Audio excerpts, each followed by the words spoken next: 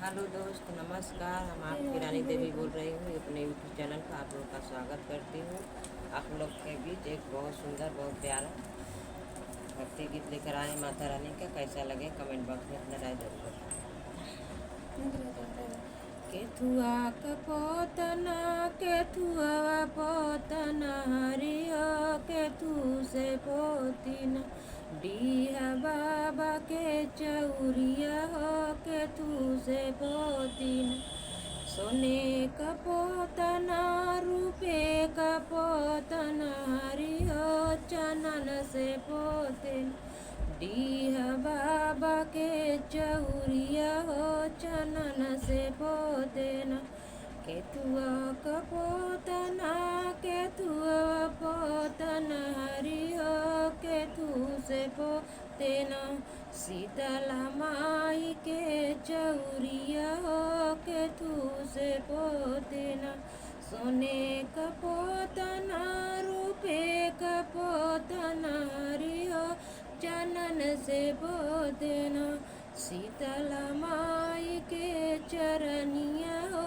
चनन से पोतेना केतुआ कपोतना केतुआ पोतना हरियो केतु से पोतेना विंध्याचल माई का चौरिया हो केतु से पोतेना सोने कपोतना रूपे कपोतना हरियो चनन से पोतेना विंध्याचल माई का चौरिया हो चनन से पोतेना केतुआ कपोतना केतुआ पोतना हरियो केतु से पोतेना दुर्गा माई के चौरिया हो केतु से पोतेना सोने कपोतना रूपे कपोत हरियो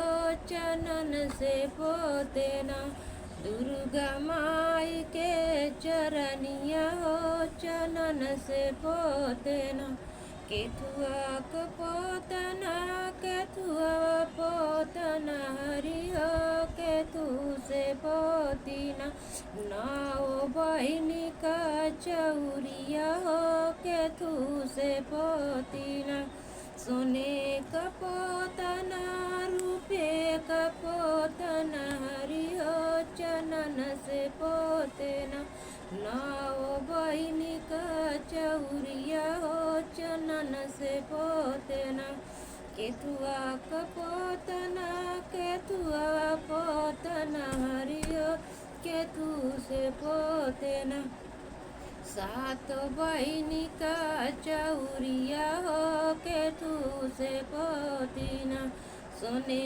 कपोतना रूपे कपोतना हरियो चनन से पोतेना सात बहिनी का चौरिया हो चनन से पोतेना। हेलो दोस्त, नमस्कार। मेरा भक्ति गीत कैसा लगेगा माता रानी का कमेंट बॉक्स में राय जरूर बताइए। तब बाय।